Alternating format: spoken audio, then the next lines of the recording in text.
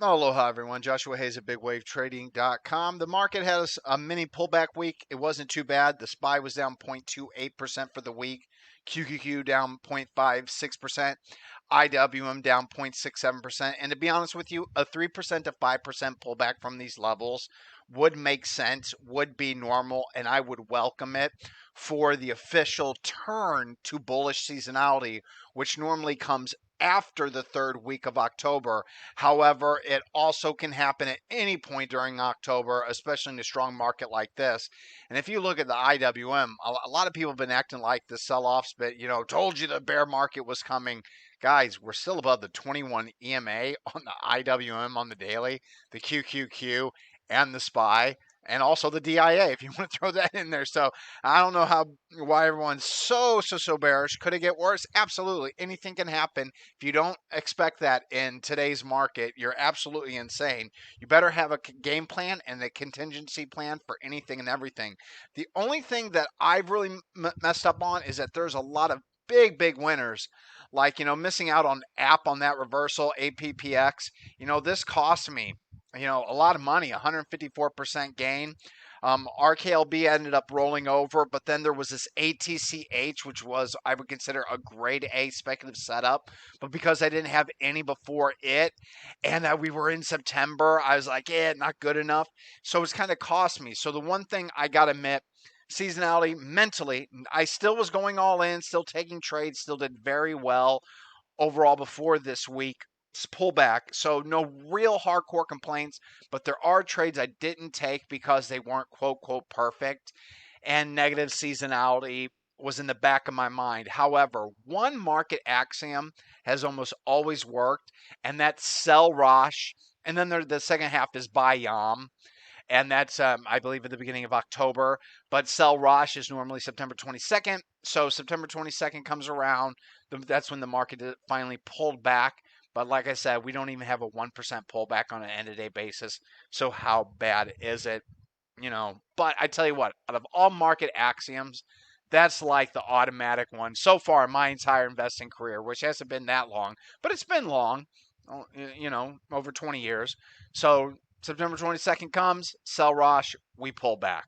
No real surprise there. But this week, has been a little bit of a wacky week. I really haven't had any new long signals. I've had 0 grade A quality long signals. And once again, this evening, I don't have any swing trade ideas, but I want to review the one that we had last Friday because it started out excellent, but did end up shaking me out on this. So this was actually an add position on the swing trade side, but where that arrow is when the initial entry happened, and it also happened to coincide a little bit after. This is one of the 10 stocks we currently have in our current quarterly portfolio. 10 stocks, 10% each. We hold for a quarter. We reconstitute and redo it. EME is a hold for those 90 days in there. And from the original swing position, we're still holding it. However, if I had, let's say, 120% buying power, I would have put a full 120% of that buying power available into this name with that setup, with that signal. Unfortunately, we ran into Rosh. We sold off, but initially it works. So this is how I handled it for all members. They know we got a big move on Monday. So immediately I want to sell 10% at the market at the open. But if I use my normal trading strategy, we have a clear stop here. And now that we have gained since the long signal, this becomes a low. So one stop would go here, one stop would go here, and we're selling 33% at the market. So 33% gets sold at the market the next morning. It does gap up. Good fill. And now we have a trailing stop here and a trailing stop here. Now I did this on my position, but what I ended up doing, because I had so limited buying power, I just sold 10% at the market, and I still have my final stop on the entire position below this low, trailing. But for this signal, this is how it should have been played, and this is how I did play on this partial position. So we sell some at the market. We then have another down day. Now the 2 stops that were remaining here, they now become 3. So now I have 3 trailing stops on this position. Sells off further. This stop is triggered, profit stop. Now we add another stop here. So we have 1, 2, 3 trailing stops on the remainder of the position. This is very easy for me to do at Interactive Brokers Trader Workstation. But then the next day we get a gap down, runs all the stops. Total loss on that trade, negative 2%. Now I bring that up because it's doing fine now, and that's why you still see a white triangle from the first long position. So it was a good week overall, choppy week, chopped me out of the grade A signal. Now, besides that, no grade A signals, no new long positions tonight, but I do have some sell signals. So first one, full 100% sell signal would be shop. We went long here. It is failing, negative 5%, negative 6% loss on an end of day basis. I use SHPU because I always go leverage if it's available. So I lost 10% on an end of day basis on that position, but the same way of trading worked. As it goes up, we finally start taking profits here. We're out of some of it here. We got trailers on all of them. Once we get below the 21 EMA, aggressively, my final stop was below this low, so I'm all out of shop. But SHPU, that did fail. Also, MIRM has not failed on an end of day basis, but it has ran all of my stops, negative 4% loss on an end of day basis. Obviously, I lost less using my trailing stop methodology. And then MP is closing below the 21 EMA since getting long.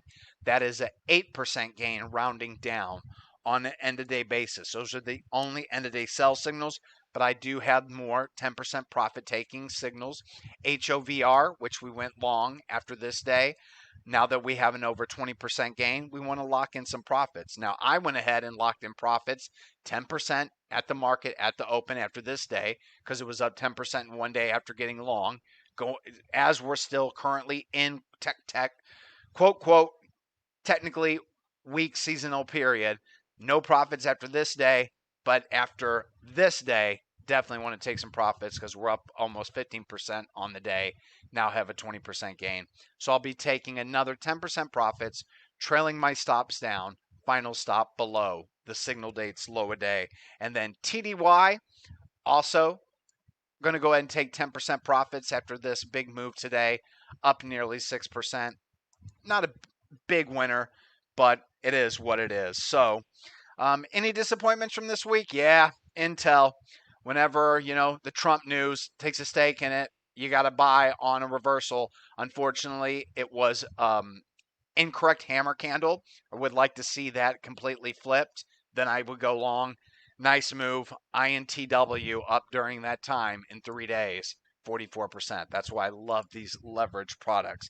And then LAC, more Trump news. We'll be watching for a pullback setup, but it just kept on going right after the Trump news because it came after hours, low price stock.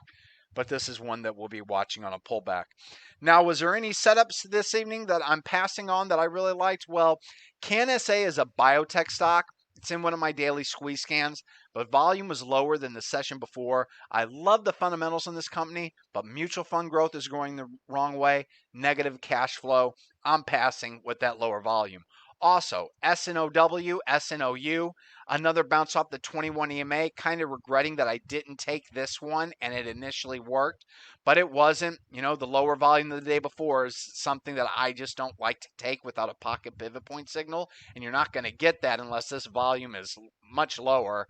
We got another 21 EMA bounce, but once again, volume well below average. I like that BOP is going this way, but this isn't really actionable for me. But Snow is the best looking one that I'm going to pass on. And sticking with that CanSA trade, XBI biotechs look good. So unfortunately for everyone, I don't have a new long position on the swing side for Monday. But what I want to review is how do I find my A+ setup. So I'm just going to use this CanSlim scan right here. You can see there's 1,014 stocks in it. So with this CanSlim scan, there's about 6,500 to 7,000 stocks on the NYSE, NASDAQ, and Amex. I've got this reduced to 1,114. That's still a huge list, but it's less than 20% of the entire market that we got to scan. So let's start calling this list down from the CanSlim scan. First off, I just want to see stocks that are up on the day. So now we're at 811 stocks. Well, now I want price touching the 21 EMA. So if it's not touching the 21 EMA, I'm not really interested. Now we got 220. Well, I also want price above the 50-day moving average. So let's add that one. Now we're down to 172. I also happen to want the 50 daily moving average over the 200 daily moving average. Now we're down to 135. Now, with it touching the 21 EMA, I want it in a squeeze, at least a loose squeeze. Let's do that. Now it drops us to 104 names. Very manageable list, but it isn't grade A. What would make this move grade A? If we then add this pocket pivot point signal scan, and if we do that, how many stocks do we have in here? 3. So now I got to look at the setups in all 3 of these stocks. Is NWS look like it's ready after an uptrend and a nice pullback to the 21 EMA? Negative. Passing on it. Fox. Too volatile, too choppy. Passing on it. ATI. Too fresh. Too big of a drop from this overhead resistance. The moving averages aren't aligned properly. If I added a 21 EMA over 50, this one would pass, this one would not pass, and this one would not pass, and you would only have Fox in the scan. Now, when this scan was run on Thursday, BLK made this scan. So BLK has the 9 above the 21 above the 50. It's in a loose squeeze. It happens to be triple green on the weekly and daily time frame. And it was a pocket pivot point signal on heavier above average volume. So with everything aligned and with previous pocket pivot point signals in this base, I took this trade this morning. It filled. However, it's kind of a squat doji. Guys, I'm immediately putting 50% stops right here. That below today's low a day, that's basically going to leave me with about a 1% loss. And then my final stop is below the trigger date, and that's about a 3% loss. And each day that this pulls back before failing this level, I'll be adding a sell stop below this level, which ensures that I don't lose the entire capital on this position. Now, if it triggers, fills, and fails, I'm not doing my all-in trades right now. I was only risking 1R on this trade. However, it has such a low ATR and a low beta that ended up taking almost all of my account capital just to risk the 1R of my entire account capital. But 50% stop, am I taking any profits after today? Absolutely not. I would have needed to see another candle just like that to do that. But this is how you get down from 1,114 stocks to just 3, and this is my grade A scan that you guys just saw. So that's what it's looking for. Up on the day, touching the 21 EMA. I might not use this all the time, so let's just go ahead and remove this one. See how many stocks are in there. Still 3. So 21 EMA, price above the 50, 50 above the 200. Also would like to see the 9 above the 21 and the 21 above the 50, but we don't need to add that just yet. Squeeze, loose squeeze, and to make it a grade A, you got to give me a pocket pivot point signal. So I hope you learned everything. That's what my grade A scan looks like. I'll be doing this again for you guys next Friday. Hopefully we have a new long signal. If not, cash is a position too. Keep all of that cash available for our next IONL, which was a long here. And look at what it did to the highs. A 177% move in 1, 2, 3, 4, 5, 6, 7, 8, 9, 10 days. That's what we're looking for. This scan will find the underlying. If that's how it found IONQ. Then we add the leverage product IONL, and that's how we make the big money in short periods of time. But they have to set up and they have to trigger. We never force a trade, and if we're wrong, we always cut our losses at Big Wave Trading.